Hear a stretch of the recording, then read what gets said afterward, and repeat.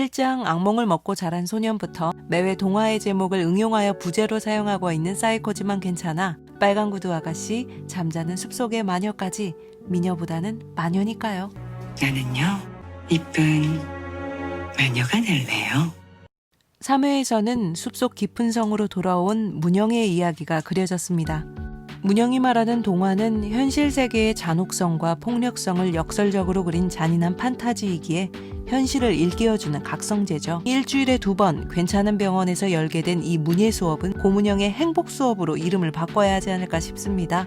시궁창에 처박힌 것 같은 현실이라도 받아들이는 순간 모두가 행복해질 테니까요. Everybody be happy. Happy? 예쁘다. 탐나. 탐나시면 가지세요. 그럴라 그랬어.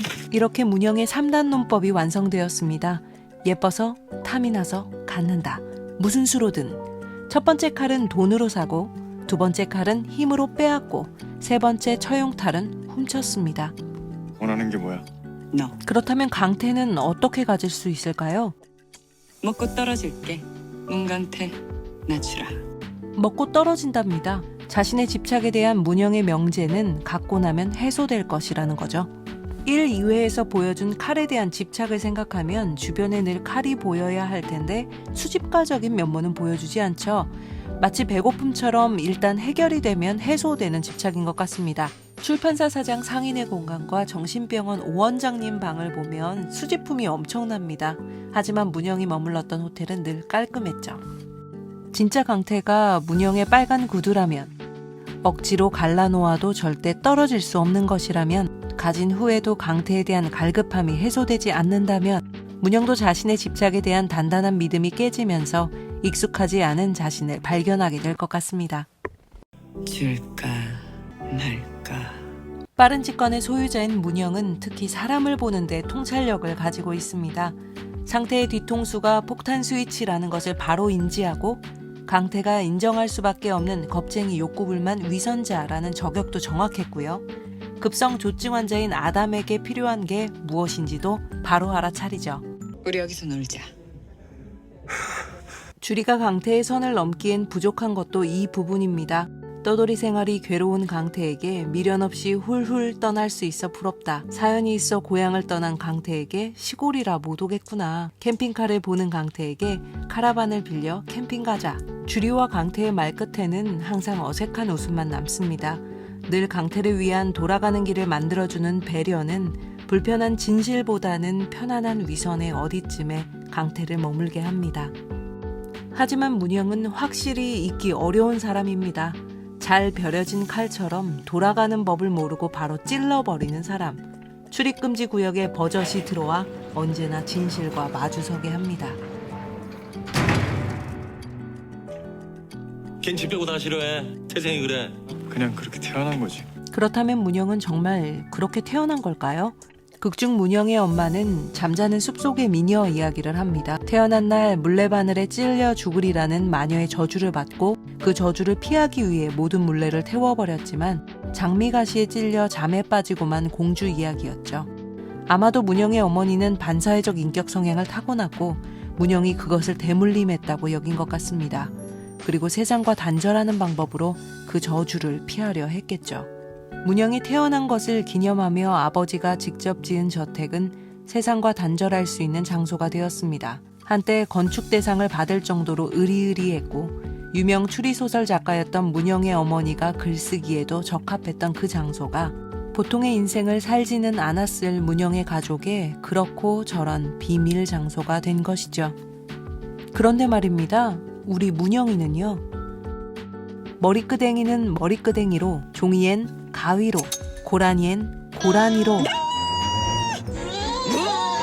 이기는 방법을 아는 여자란 말이죠. 두려움에 떨며 울지만 결코 눈을 감아 피하지 않아요. 하지만 아프지 않은 것은 또 아니죠. 이제야 연약한 제 속을 치유하는 방법을 배워갈 수 있을 것 같습니다. 보호색처럼 문영을 둘러싸고 있던 화려함이 지워지고야 속사람이 보이기 시작합니다. 강태의 집은 문영의 집과 대조적으로 그려질 수 있는 공간입니다. 깊은 산 속의 문영의 집과 바다가 내려 보이는 강태의 옥탑방, 춥고 배고픈 문영이 최근에야 인복, 쇠복 터진 주린에 가서 밥 한 끼 먹는 장면이 있어도 좋겠다 생각해봅니다. 언제 한번 놀러 가서 밥이나 얻어 먹을까 예전처럼? 강태가 형을 잊게 만드는 유일무이한 존재는 문영입니다. 나비가 다시 찾아와 갑작스런 이사를 결정했던 그 밤이 지나고도 출판사를 찾아가게 했던 것. 당신을 한 번 더 보러. 사인의 소동으로 진정할 시간이 필요했던 형을 막연하게 기다리는 것을 멈추게 한 것도 문영이었죠. 아마도 이게 처음은 아니었을 겁니다. 어린 시절부터 형을 돌보는 일로부터 자유롭지 않았을 강태가 문영에게 홀린 듯 밤이든 낮이든 산으로 들로 다녔던 순간이 있었죠. 그리고 그것이 어린 시절 강태의 놀이의 기억 중 하나가 아닐까 싶기도 합니다. 그래서 현재의 강태에게 문영과 함께 논다는 것은 철저하게 자기 자신이 되는 것이라고 할 수 있습니다. 대신 다음에 또 튕기면 그땐 납치할 거야. 정작 납치한 건 강태가 아니라 급성 조증 환자인 권기도였습니다. 자신을 수치스럽게 여기는 가족들이 스스로 영광스럽기를 바람하지 않는 자리에서 거칠 것 없이 자신을 드러낸 기도를 보며 강태는 뭔가 깨달음을 얻죠. 그 누구도 아닌 제 자신이 되고 싶은 마음. 강태도 잘 놀 수 있는 순간이 올까요? 참 잘 논다. 사이코지만 괜찮아 3회는 고향으로 돌아온 주인공들의 이야기가 따로 또 같이 풀어지고 새롭게 등장한 배경과 인물들이 소개되는 회차였습니다. 문영과 그 가족을 둘러싼 이야기는 신비하면서도 공포스럽게, 강태와 상태, 재수씨, 주린의 가족의 이야기는 따뜻하면서도 유쾌하게 풀어냈죠. 정신병동의 첫 번째 에피소드로 급성 조증 환자인 권기도의 이야기가 다뤄졌습니다. 권기도의 클럽 경험담을 공간을 달리해서 클럽에서 한 번, 병원에서 한 번, 회상인지 환각인지 구분이 모호하게 연출한 것은 인상적이었습니다. 현실 세계와 정신 세계의 경계를 모호하게 두면서 마치 그동안은 나만 정상인 것처럼 한 발 뒤에서 바라봤던 것을 더 가까이 들여다볼 수 있도록 하지 않았나 생각하게 되었습니다. 예뻐서 탐이 나는 이 드라마, 어디까지 시청자들을 데리고 갈 수 있을지 기대가 됩니다. 리뷰 만드느라 4회 아직 못 봐서 마음이 급합니다. 보러 갑니다. 오늘은 여기까지입니다. 여러분의 마음에 이야기가 이어졌길 바랍니다. ELTV